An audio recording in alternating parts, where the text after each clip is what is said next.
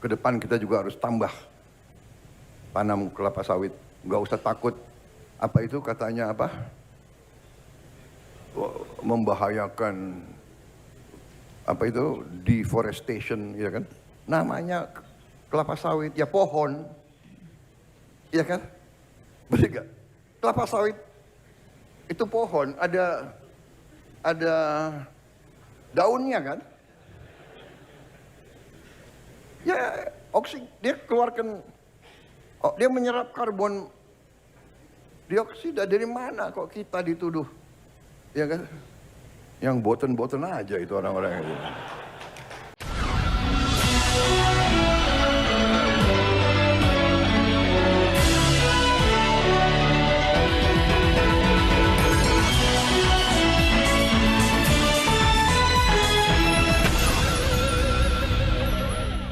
Halo, halo, Assalamualaikum warahmatullahi wabarakatuh. Apa kabar? Semoga selalu dalam keadaan sehat walafiat dan tetap semangat.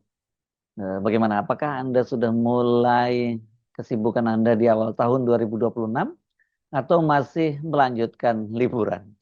Apapun kegiatan Anda, yang paling penting itu tetap dalam keadaan semangat, dan juga yang paling penting juga tentu saja sehat. Sehat itu sebuah karunia yang harus kita syukuri. Yang kadang-kadang kita nggak sadar bahwa kesehatan itu sangat merupakan kemewahan dan harganya sangat mahal ya. Baru setelah sakit kita menyadari bahwa sehat itu mahal dan itu merupakan berkah yang luar biasa. Oke, saya kembali ngajak Anda untuk diskusi ini berkaitan dengan keputusan dari Gubernur Jawa Barat yang Deddy Mulyadi ini ya, yang baru saja membuat langkah yang mengejutkan. Ini sekaligus berpotensi bertentangan dengan keputusan pemerintah pusat, yakni melarang penanaman kelapa sawit secara total di Jawa Barat. Dalam konteks internal partai, sebagai kader Partai Gerindra, Deddy Mulyadi harus siap berhadapan dengan kebijakan Ketua Umum Partai Gerindra yang juga Presiden Republik Indonesia Prabowo Subianto, yang justru menganjurkan penanaman sawit yang dinilainya sebagai berkah dari Allah Subhanahu wa taala kepada bumi tercinta kita ini, Indonesia. Bahkan ini kan belum lama berselang, Presiden Prabowo itu baru saja memerintahkan seluruh kepala daerah di Papua untuk membuka lahan dan menanam sawit sebagai bagian dari ketahanan energi. Sebuah keputusan yang banyak dikecam oleh para penggiat dan pemerhati lingkungan karena dinilai tidak peka dan nirempati di tengah pemerintah sedang menangani bencana banjir di bandang di Sumatera. Pembukaan lahan untuk perkebunan kelapa sawit bersamaan dengan penebangan hutan dan pembukaan lahan pertambangan dinilai sebagai 3 penyebab utama bencana terbesar yang pernah merusak 3 provinsi di Sumatera, yakni Aceh, Sumatera Utara, dan Sumatera Barat. Deddy Mulyadi sesungguhnya tidak sendirian. Pemerintah Provinsi Kalimantan Utara juga telah membuat kajian dampak ekspansi kebun sawit karena proses deforestasinya itu menyumbang ancaman perubahan iklim dan menaikkan ancaman bencana ekologis. Hanya saja di Provinsi Kalimantan Utara itu belum berupa keputusan, namun baru berupa kajian yang dilakukan oleh Bapeda dan Litbang dari provinsi. Kebijakan dari Gubernur Deddy Mulyadi itu tertuang dalam surat edaran nomor 187/PM titik 05.02.01 Perek tentang larangan penanaman kelapa sawit di wilayah Provinsi Jawa Barat, yang ditandatangani oleh Deddy Mulyadi pada tanggal 29 Desember dan ditujukan kepada seluruh bupati dan wali kota. Gubernur Deddy Mulyadi menegaskan karakteristik geografis Jabar yang sempit tidak kompatibel dengan industri sawit yang masif dan boros air, sehingga dinilai memicu krisis air dan bencana lingkungan. Instruksinya tegas, sawit yang sudah tertanam harus dicabut dan digantikan tanaman lain. Alasannya clear untuk penyelamatan ekologi. Jawa Barat itu kecil, wilayahnya sempit, sawit butuh lahan luas, nggak cocok. Kita cocoknya teh, karet, kina, kopi, kata Gubernur Deddy Mulyadi di Bandung. Dia menekankan jika penggunaan lahan sudah tidak sesuai dengan habitat dan peruntukannya, maka solusinya adalah penggantian komoditas. Kalau sudah di luar peruntukan dan bukan habitatnya, ya diganti dengan tanaman lainnya. Sebelum kebijakan ini diterbitkan, Deddy Mulyadi mengungkapkan fakta yang selama ini tidak diketahui oleh publik, bahwa dia telah melakukan intervensi senyap sekitar 6 bulan lalu untuk menggagalkan proyek perkebunan sawit di kawasan konservasi. 6 bulan yang lalu ada yang mau menanam sawit di lereng Gunung Ciremai. Cuma saya nggak cerita kemana-mana, saya menghentikannya melalui bupati, kata dia. Merujuk pada statistik Kementerian Pertanian tahun 2025, total luas perkebunan sawit di Jawa Barat itu mencapai 15.764 hektar dengan kategori tanaman menghasilkan dan total produksi mencapai 43.493 ton CPO. Sebagian besar itu dikelola oleh BUMN mencapai 11.254 hektar dan sisanya itu swasta 4.259 hektar. Asosiasi Petani Kelapa Sawit Indonesia, APKasindo, itu langsung bereaksi dengan kebijakan Gubernur Jawa Barat Deddy Mulyadi. APKasindo menilai kebijakan Gubernur Deddy Mulyadi sangat diskriminatif dan reaksioner terhadap tanaman sawit. Apalagi keluarnya surat edaran tersebut tidak disertai data dan bukti ilmiah bahwa kelapa sawit membuat krisis air bersih dan bencana ekologi di Jawa Barat. Itu kata Koyum Amri, Wakil Ketua APKasindo Bidang Komunikasi melalui siaran persnya. Kayum menyampaikan bahwa kebijakan tersebut seharusnya dikaji lebih mendalam dengan melibatkan pemangku kepentingan lain seperti perguruan tinggi dan lembaga penelitian. Koyum juga menyoroti langkah dari Deddy Mulyadi ini bertentangan dengan RPJMN atau Rencana Pembangunan Jangka Menengah Nasional Kementerian Bappenas tahun 2025 yang sudah memasukkan sawit sebagai bagian yang sangat serius dan itu final. Tetapi justru yang terjadi kebijakan KDM, itu panggilannya Deddy Mulyadi, sangat tidak objektif bahkan mengabaikan kajian penelitian dan RPJMN Kementerian Bappenas PPN tahun 2025. Kayum juga mengingatkan bahwa dari data Pusat Statistik, sejumlah pekerja perkebunan sawit di Jawa Barat mencapai 8.170 orang. Apabila dilakukan pelarangan, nasib ribuan pekerja ini bisa terancam. Lalu apakah Gubernur KDM mau tanggung jawab? Pelarangan sawit ini bukanlah solusi tepat. Dari 3 roh dimensi keberlanjutan antara lain dimensi ekonomi, sosial, dan lingkungan, perkebunan sawit masuk ke 3 dimensi tersebut. Apalagi jika dikaitkan dengan SDGs, di mana 17 kriterianya semua terpenuhi. Pemicu kebijakan pelarangan sawit ini, kalau menurut KDM, berawal dari adanya laporan penanaman sawit di Desa Cigobang, Kecamatan Paseleman, Kabupaten Cirebon. Namun menurut Koyum akan lebih bijak Gubernur Deddy Mulyadi menindak pelaku penanaman sawit tersebut apabila tidak mengikuti perizinan dan regulasi yang berlaku. Bukannya melakukan pelarangan dan penggantian tanaman sawit secara serampangan tanpa diikuti data pendukung. Kami berharap KDM dapat mengkaji ulang surat edaran tersebut dan membuka ruang dialog dengan semua pihak termasuk petani serta pekerja sawit. Pernyataan Koyum ini juga didukung oleh Dewan Pakar APKasindo, Profesor Ermanto Fahamsyah, yang menilai terbitnya surat edaran Gubernur Jawa Barat itu tidak sesuai dengan aturan nasional. Sebab surat edaran merupakan aturan yang bersifat internal dan berlandaskan pada kewenangan mengurus serta produk hukum berupa keputusan administratif. Surat edaran umumnya memuat penjelasan atau prosedur untuk mempermudah atau menjelaskan aturan yang mesti dilaksanakan. Apabila surat edaran memuat larangan atau kewajiban yang bertentangan dengan norma yang diatur atau melampaui kewenangan yang diberikan kepada daerah, maka surat edaran tersebut tidak dapat menggantikan atau meniadakan ketentuan perundang-undangan. Kata Profesor Ermanto yang juga guru besar Universitas Jember ini. Dan Ermanto menyebutkan pasal 48 ayat 1 Undang-Undang Cipta Kerja menunjukkan sifat yang sentralistik dengan posisi pemerintah pusat sebagai pemberi pedoman untuk pemerintah daerah memberikan izin berusaha. Ini masalahnya rujukannya Undang-Undang Cipta Kerja, ini undang-undang yang dinilai banyak cacat dan sebenarnya Mahkamah Konstitusi kan meminta agar undang-undang ini direvisi ya.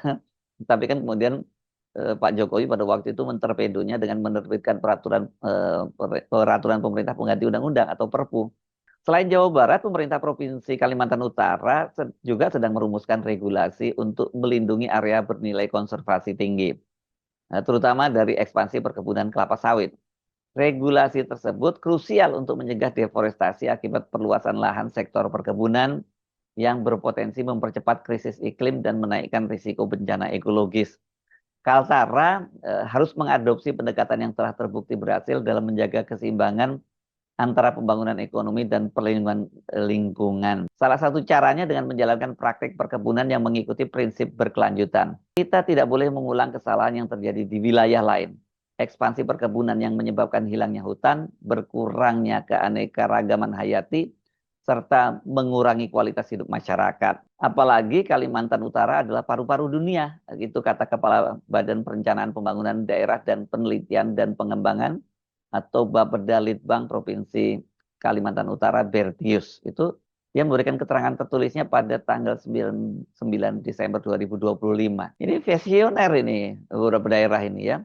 Langkah dua provinsi melarang penanaman sawit seperti yang dilakukan oleh Jawa Barat dan kajian yang segera diterapkan untuk membatasi ekspansi kebun sawit ini memang bertentangan dengan kebijakan Presiden Prabowo. Namun bisa dipastikan akan mendapat dukungan luas dari aktivis, pemerhati lingkungan, serta publik sekarang ini yang tersadarkan atas dampak ekologis yang terjadi pada bencana Sumatera. Coba Anda perhatikan ya, di media sosial tuh bermunculan tuh anak-anak muda yang dia tidak sekedar ngomong ya tidak sekedar asal ngablak aja di media sosial, tapi ada dasar-dasar kajian dan dasar ilmiahnya, basis ilmiahnya. Tidak lama setelah dilantik menjadi presiden pada bulan Oktober tahun 2024, Presiden Prabowo itu dalam pidato pengarahannya pada Musrenbangnas yaitu membangga-banggakan luasnya lahan sawit yang dimiliki Indonesia dan dia sebut sebagai berkah dari Allah Subhanahu wa taala kepada bangsa Indonesia. Pak Prabowo menyampaikannya itu dalam Musrenbangnas, itu Musren itu apa? Musyawarah Perencanaan Pembangunan Nasional ya, RPJMN, Rencana Pembangunan Jangka Menengah Nasional tahun 2025-2029 di Jakarta 30 Desember 2024. Kita bersyukur kepada Tuhan. Bersyukur dan bersyukur. Negara lain penuh kesulitan. Negara lain penuh ketegangan, pertikaian. Saya sampai, kalau keliling luar negeri, saya sampai merasa banyak negara selalu berharap dari Indonesia. Saya sampai ngeri sendiri, terlalu berharap. Disangka kita ini sudah jadi apa begitu. Ya. Minta kami mohon ini, terutama mereka sangat membutuhkan kelapa sawit kita. Ternyata kelapa sawit jadi bahan strategis rupanya. Banyak negara itu takut tidak dapat kelapa sawit. Bayangkan. Jadi jagalah ya para bupati, gubernur, para pejabat tentara, polisi, jagalah kebun-kebun kelapa sawit kita. Di mana-mana itu aset negara. Dan saya kira ke depan kita juga harus tambah tanam kelapa sawit. Nggak usah takut. Apa itu katanya apa? Membahayakan apa itu deforestation, ya kan? Namanya kelapa sawit ya pohon, ya kan? Betul nggak? Kelapa sawit itu pohon, ada daunnya kan? Ya dia keluarkan, dia menyerap karbon dioksida. Dari mana kok kita dituduh, ya kan? Yang boten-boten aja itu orang-orang itu. Jadi kita baik-baik aja, kita nggak usah, kita tidak, bahkan mereka bingung waktu mereka mau apa tuh ngomong-ngomong mau batasi, kita nggak boleh apa, Eropa kan mau batasi, sekarang bingung sendiri. Saya bilang, oh terima kasih, kita nggak jual ke Anda, terima kasih, saya bilang. Mereka panik sendiri di situ sekarang. Tuh, nanti semua industri coklat mereka kacau itu kan. Bikin coklat itu kan dari kelapa sawit itu. Sebagian dari deterjen, apa itu, kosmetik. Bingung sendiri mereka, nggak apa-apa. Presiden Prabowo juga kembali mengulangi keyakinannya bahwa sawit itu menjadi salah satu alternatif energi nabati yang merupakan bagian dari ketahanan energi bangsa. Itu di tengah-tengah situasi yang sedang kita menangani bencana, karena Pak Prabowo menyampaikannya dalam pengarahan kepada seluruh kepala daerah se-Papua tanggal 16 Desember 2025. Prabowo itu memerintahkan mereka untuk menanam sawit. Selain swasembada pangan, juga swasembada energi. Jadi kita berharap tiap daerah juga nanti swasembada energi. Saya kira Papua punya sumber energi yang sangat baik dan Menteri ESDM juga sudah merancang bahwa daerah-daerah Papua harus menikmati hasil daripada energi yang diproduksi di Papua. Di samping itu, kita ujungnya nanti daerah-daerah yang sulit, kita harus dengan menggunakan tenaga surya atau tenaga air. Teknologi tenaga surya sekarang sudah semakin murah dan ini bisa untuk mencapai daerah-daerah yang terpencil.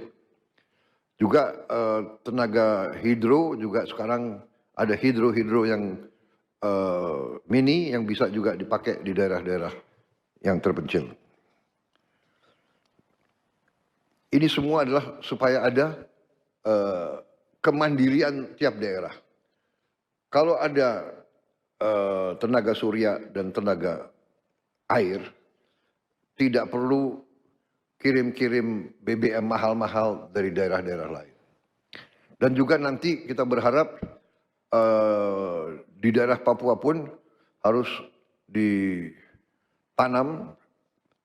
kelapa sawit supaya bisa menghasilkan juga BBM dari kelapa sawit. Juga tebu menghasilkan etanol. Singkong, kasava juga untuk menghasilkan etanol. Sehingga kita rencanakan dalam 5 tahun semua daerah bisa berdiri di atas kakinya sendiri, swasembada pangan dan swasembada energi. Dengan demikian, kita akan menghemat ratusan triliun untuk subsidi, ratusan triliun untuk import BBM dari luar negeri. Tahun ini, tiap tahun kita mengeluarkan ratusan triliun untuk import BBM. Instruksi dari Presiden Prabowo ke pemerintah daerah di Papua untuk menanam sawit itu mendapat kecaman yang sangat luas karena disampaikan di saat pemerintah bahkan banyak dikritik dalam penanganan bencana di Sumatera. Soal sawit jadi penyumbang bencana ekologi ini memang sampai sekarang masih menjadi pro kontra. Perkebunan kelapa sawit itu banyak dituding memperparah bencana alam di Sumatera yang menyebabkan banjir dan longsor karena deforestasi dan alih fungsi lahan hutan itu mengurangi kemampuan tanah menyerap air. Meski ada perdebatan bahwa curah hujan ekstrim dan pembalakan liar juga faktor utama, namun ada argumen lain bahwa industri sawit itu sendiri memberikan kontribusi ekonomi besar dan petani sawit juga menjadi korban. Guru Besar Departemen Ilmu Tanah dan Sumber Daya Lahan IPB University, Suwardi misalnya mengatakan kontribusi perkebunan sawit terhadap banjir bandang tergolong rendah. Perubahan iklim dan pemanenan hutan di tanah berlereng atau pengambilan kayu di area topografi curam